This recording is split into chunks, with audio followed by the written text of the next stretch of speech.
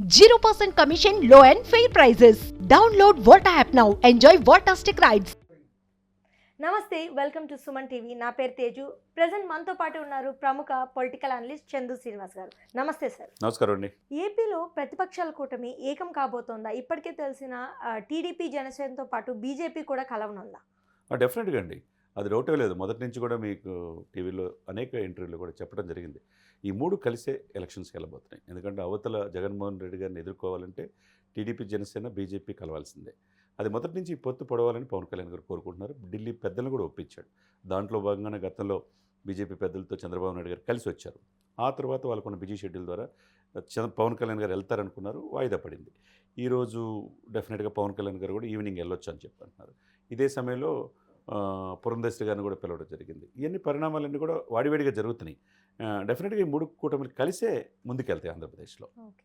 So మీరు అన్నట్టుగా ఏపీలో ప్రజెంట్ బీజేపీ అధ్యక్షురాలు పురంధేశ్వరి గారిని అధిష్టానం ఢిల్లీకి పిలిచింది. మరి చంద్రబాబు గారు అలానే మన జనసేన అధినేత పవన్ గారు ఉండవల్లిలో సమావేశం 1:30 గంటలో ముగిసింది. మరి ఈ రెండు పార్టీలు ఇద్దరు కూడా ఢిల్లీకి వెళ్ళే సమాచారం మనకు అందింది. సో ఈవినింగ్ పవన్ గారు అండ్ అలానే చంద్రబాబు కూడా ఢిల్లీకి వెళ్తున్నారని చెప్పి, మరి ఏమంటారు మీరు? డెఫినెట్గా అండి, 50 రోజులు ఎలక్షన్ ఉన్నాయి. రేపు ఏప్రిల్లో ఎలక్షన్ ఆంధ్రప్రదేశ్లో జరగాలి.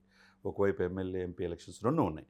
ఇదే సమయంలో ఉదయాన్నే ఉండవల్లికి చంద్రబాబు నాయుడు నివాసానికి పవన్ కళ్యాణ్ గారు వెళ్ళటం, వాళ్ళిద్దరి మధ్య పార్టీలు రెండో విడత లిస్టు రిలీజ్ చేసే విషయం, రెండు ఢిల్లీలో బీజేపీతో కలిసే విషయం, ఇవన్నీ కూడా డిస్కషను జరిగి ఉండొచ్చు. డెఫినెట్గా గంటన్నర పాటు సమావేశాలు జరిగినాయి, ఫ్రూట్ఫుల్గా జరిగినాయి. ఎందుకంటే నిన్న 2 సభలు సక్సెస్ అయినాయి. తాడేపల్లిగూడెం బీసీ, జై హో బీసీ. ఇప్పుడు నెక్స్ట్ స్టెప్ ఏంటంటే మొదటి విడత వీళ్ళు అభ్యర్థులను ప్రకటించారు.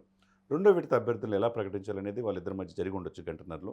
ఆ తర్వాత ఢిల్లీ వెళ్ళి ఏ విధంగా ఢిల్లీ పెద్దలతో మాట్లాడాలి, వాళ్ళ సీట్ల విషయం కావచ్చు, అవన్నీ కూడా క్లారిటీ వచ్చే అవకాశం స్పష్టంగా కనపడుతుంది. మరి ఈ మూడు పార్టీలు బీజేపీ, టీడీపీ, జనసేన పొత్తు పొదవనుందా? డెఫినెట్గా మూడు పార్టీలు కలిసే వెళ్తాయి ఎలక్షన్లో.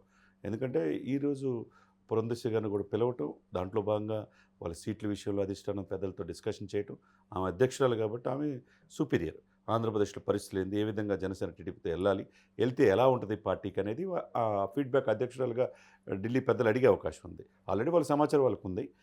ఇదే సమయంలో ఈవినింగ్ కల్లా చంద్రబాబు నాయుడు గారు, పవన్ కళ్యాణ్ గారు కూడా వెళ్ళి ఈ ముగ్గురు కలిసి ఈ డిస్కషన్ చేసుకుని ఈరోజు ఆల్మోస్ట్ ఫైనల్ అయ్యే అవకాశం స్పష్టంగా కనపడుతుంది. బీజేపీకి ఇలాంటి సిచ్యువేషన్లో ఎన్ని స్థానాలు తీసుకోవచ్చు అనుకుంటున్నారు? డెఫినెట్గా తీసుకునే ఇది అడిగే హక్కు వాళ్ళకు ఉంది.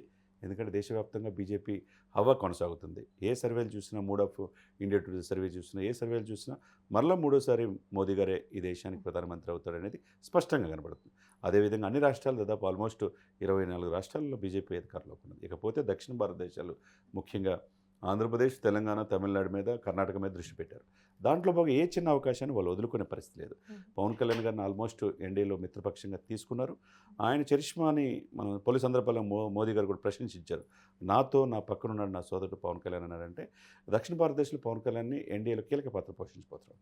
అదేవిధంగా పొత్తు వీళ్ళిద్దరు కలిసి వెళ్దాం అనుకున్నా కానీ మనం ఇద్దరం వెళ్దామని బీజేపీ, జనసేన ఢిల్లీ పెద్దలన్నా చంద్రబాబు నాయుడు గారు కావాలి, చంద్రబాబు నాయుడుతో కలిసి వెళ్తే మనకు ఓటు చెల్లకుండా అధికారం ఆంధ్రప్రదేశ్లో రావచ్చు అనేది ఆ ప్రపోజల్ పవన్ కళ్యాణ్ గారు పెట్టారు. కాబట్టి ఈ మూడు కూటమిలు డెఫినెట్గా ఒక్క తాటిపైకి వస్తే కనుక అవతల అధికార పార్టీకి చాలా ఇబ్బందికరమైన పరిస్థితులు ఉంటాయి. మరి అది చూడాలి. ఇంతవరకు ఎప్పుడు కావాలంటే అప్పుడు అపాయింట్మెంట్ జగన్మోహన్ రెడ్డి గారికి ఇచ్చారు. కానీ ఏ రోజు కూడా అపాయింట్మెంట్ ఇవ్వకుండా ఆయన చేయలే. కాబట్టి ఆయన కూడా బీజేపీతో వెళ్ళాలని కోరుకున్నారు. అదే సమయంలో ఆయన కాదని చెప్పి ఈ మూడు పార్టీలు కలిసి ఆంధ్రప్రదేశ్లో ఎలక్షన్ అయిపోతుంది. ప్రజలు ఏ విధంగా ఉంటారనేది మనం ఎదురు చూడాలి. ఇలాంటి పరిస్థితుల్లో బీజేపీ ఎన్ని స్థానాలు తీసుకోవచ్చు అని అనుకుంటున్నారు సార్? డెఫినెట్గా వాళ్ళకి దాదాపు 20 ఎమ్మెల్యేలు అడుగుతున్నారట్టుగా సమాచారం అందుతుంది. అదేవిధంగా 8 ఎంపీలు అడుగుతున్నారు. ఉన్న 25లో ఎంపీలు 8 ఇస్తే ఎలా అనేది దాని మధ్య డిస్కషన్. ఎందుకంటే ప్రధానమైన మిత్రపక్షం జనసేనకే 3 సీట్లు. అంటే ఒక అనకాపల్లి ఒకటి, కాకినాడ ఒకటి, మచిలీపట్నం. అటువంటి సిచ్యువేషన్స్లో మళ్ళీ 24 ఎమ్మెల్యేలు మాత్రం ఇచ్చారు. మరి 20 ఎమ్మెల్యేలు ఒక 8 ఎంపీలు అంటే ఇచ్చే అవకాశం ఉందా లేదా అనేది మనం చూడాలి. అంటే ఆల్మోస్ట్ మేబీ 8 ఇవ్వకపోయినా 5-6 స్థానాలు డెఫినెట్గా విశాఖపట్నం వాళ్ళు అడుగుతున్నారని తెలుస్తుంది. విశాఖపట్నం ఆర్థిక రాజధాని కాబట్టి డెఫినెట్గా విశాఖపట్నం, ఆ తర్వాత ఏలూరు, ఆ తర్వాత రాజమండ్రి పురంధేశ్వరి గారు పోటీ చేస్తాను అనుకున్నారు. ఇకపోతే రాజంపేట మాజీ ముఖ్యమంత్రి కిరణ్ కుమార్ రెడ్డి అడుగుతున్నారు. ఇకపోతే సత్యకుమార్ హిందూపూర్ నుంచి అడుగుతున్నట్టు తెలుస్తుంది. ఇకపోతే తిరుపతి కూడా వాళ్ళు అడుగుతున్నట్టు తెలుస్తుంది. ఇవన్నీ కూడా చాలా కీలకమైనవి కాబట్టి ఆల్మోస్ట్ అంతకుముందు వాళ్ళు పోటీ చేస్తున్నారు కాబట్టి బీజేపీ కూడా ఒకప్పుడు ఇద్దరు మంత్రులు కూడా వాళ్ళ నుంచి వచ్చారు కాబట్టి మాణిక్యాలరావు గారు కామినేని ఇద్దరు కూడా 2019 అప్పుడు ఎలక్షన్స్లో ఆయన కలిసి వెళ్ళారు 2014 వెళ్ళినప్పుడు వాళ్ళు మంత్రిగా పనిచేశారు కాబట్టి వాళ్ళ పట్టు ఎక్కడుందనేది వాళ్ళకి తెలుసు. ఆర్ఎస్ఎస్ హిందూ భావజాలం ఇవన్నీ కూడా ఉంటాయి కాబట్టి క్షేత్రస్థాయిలో ఎలా వెళ్ళాలనేది ఒక స్టాండ్ ప్రకారం వాళ్ళు వెళ్తారు. ముఖ్యంగా ఆంధ్రప్రదేశ్లో చాలా తక్కువగా ఉన్న బీజేపీ ఎమర్జ్ అవ్వటానికి, ఎందుకంటే నమ్మకమైన పార్టీ వెళ్ళాలంటే పవన్ కళ్యాణ్ గారు ఉన్నారు, జనసేన టీడీపీతో కలిసి వెళ్తే డెఫినెట్గా వాళ్ళ ఉనికి కూడా నెక్స్ట్ ఎలక్షన్ ఇంకా పుంజుకునే అవకాశం ఉన్నది. కాబట్టి వాళ్ళ మనుగడ కూడా ముఖ్యం కదా, పార్టీ ఎదుగుదల కూడా ముఖ్యం కదా.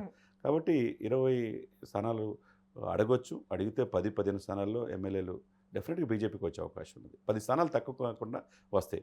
అదే సమయంలో ఎంపీలు 8 కాకపోయినా 5 ఎంపీలు మాత్రం డెఫినెట్గా వచ్చే అవకాశం ప్రస్తుతం ఉన్నదన్నమాట. ఓకే, అయితే అడిగినవన్నీ 100% వచ్చే అవకాశం లేదంటున్నారా బీజేపీ స్థానాలు? డెఫినెట్గా 100% అంటే ఇవ్వటం ఎవరు పుచ్చుకోవటం అనేది ఇక్కడ పక్కన పెడితే అధికార పార్టీ ఇది ఆంధ్రప్రదేశ్కి కావాలి.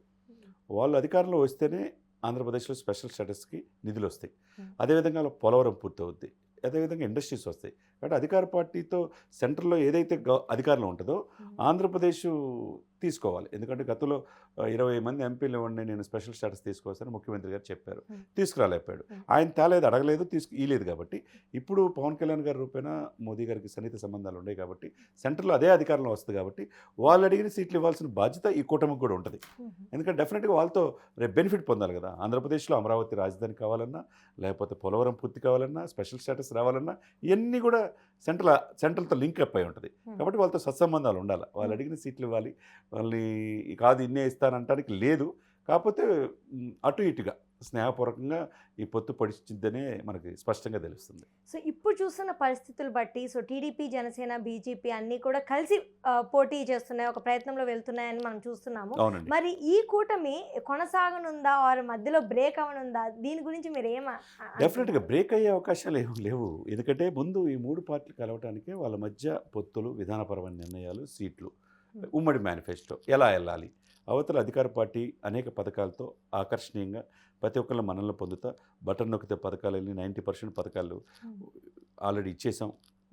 ఆ పథకాల ద్వారా మాకు నెక్స్ట్ మేమే వై నాట్ 175 అనే ఇదితో వాళ్ళు వెళ్తున్నారు. 175 స్థానాలు మాయే అని వాళ్ళకి నమ్మకం ఉంది. అదే సమయంలో సోషల్ ఈక్వేషన్స్లో ముందుకెళ్తున్నారు. వాళ్ళు ఎదుర్కొని ముందుకెళ్ళాలంటే ఇంకా ఇదిగా ప్రజల్లోకి రావాలి. ఆ పథకాలు కంటిన్యూగా కొనసాగిస్తేనే ఇంకా వాళ్ళకి లబ్ధి చేకూరే విధంగా ఒక పార్టీకి కన్ఫైన్ కాకుండా అందరికీ, పేదవాళ్ళకి అందరికీ కూడా ఈ పథకాలు మేము ఇస్తాం, మరింత సరళీకరణంగా మేము చేస్తామనే నమ్మకాన్ని కలిగించాలి. అదే సమయంలో అమరావతి దీర్ఘకాల సమస్య కాబట్టి రాజధాని అమరావతి అని బీజేపీ చెప్తుంది, జనసేన చెప్తుంది, టీడీపీ చెప్తుంది. ఆ నమ్మకాన్ని ప్రజల్లో కలిగించాలి. కలిగిస్తేనే అధికార పార్టీని కాదని వీళ్ళకి ఓట్లు వేసే అవకాశం ఉంది. మరి ఈ 3 పార్టీలు కలిస్తే ప్రెజెంట్ ఉన్న మన అధికార పార్టీ వైఎస్ఆర్సీపీ ఏమైనా బలహీనం కాబోతుందా? డెఫినెట్గా అవుతుంది కదా.